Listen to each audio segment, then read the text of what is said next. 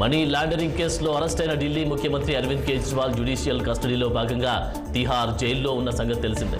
ఆయన్ను 14x8 విస్తీర్ణం కలిగిన సెల్లో ఉంచారు. మొదటి రోజు రాత్రి కేవలం కొద్దిసేపు మాత్రమే నిద్రపోయినట్లు జైలు వర్గాలు తెలిపాయి. కేజ్రీవాల్ను తిహార్ జైలుకు సోమవారం సాయంత్రం 4 గంటలకు తీసుకొచ్చారు. సెల్లోకి పంపించే ముందు ఆయనకు వైద్య పరీక్షలు నిర్వహించారు. అప్పుడు ఆయన రక్తంలో చక్కెర స్థాయి 50 కంటే తక్కువ ఉంది. వైద్యుల సూచన మేరకు ఔషధాలు అందించామని జైలు అధికారులు తెలిపారు.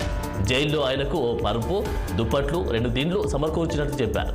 మధ్యాహ్నం చాయ్, రాత్రి భోజనం, ఇంటి నుంచి తెప్పించిన ఆహారాన్ని అందించారు. రాత్రి కొద్దిసేపు కటిక నేలపైనే పడుకున్నారని, అర్ధరాత్రి వరకు సెల్లో అటు ఇటు తిరుగుతూ కనిపించారని జైలు వర్గాలు తెలిపారు.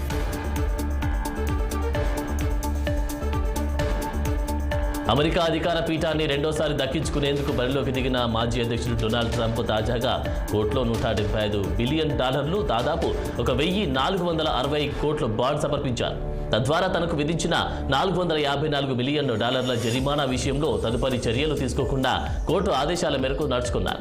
దీంతో ప్రభుత్వం ఆయన ఆస్తులను జప్తు చేసే అవకాశం ఉండదు. ఇక ట్రంప్ తన ఆస్తుల మొత్తాన్ని వాస్తవిక విలువ కంటే అధికంగా చూపించి బ్యాంకులు, బీమా సంస్థలను మోసం చేశారని ఆరోపణలు ఎదుర్కొంటున్న విషయం తెలిసిందే.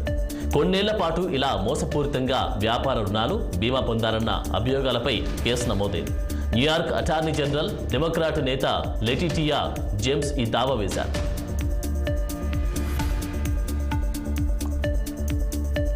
ఐపీఎల్ 2024 షెడ్యూల్లో భారత క్రికెట్ నియంత్రణ మండలి 2 కీలక మార్పులు చేసింది.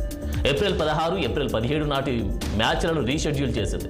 ఇందుకు సంబంధించి అధికారిక ప్రకటన విడుదల చేసింది. కాగా Kolkata night riders, Rajasthan Royals మధ్య ఏప్రిల్ 17న ఈడెన్ గార్డెన్స్ వేదికగా మ్యాచ్ జరగాల్సి ఉంది.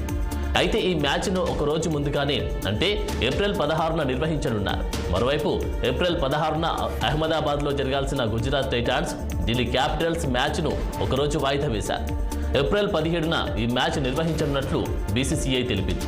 పండగ వరుస మ్యాచ్లు, ఎన్నికల నేపథ్యంలో బెంగాల్ పోలీసులు తగినంత భద్రత కల్పించే విషయంలో భరోసా ఇవ్వకపోవడంతోనే బోర్డు ఈ నిర్ణయం తీసుకున్నట్లు తెలిపారు.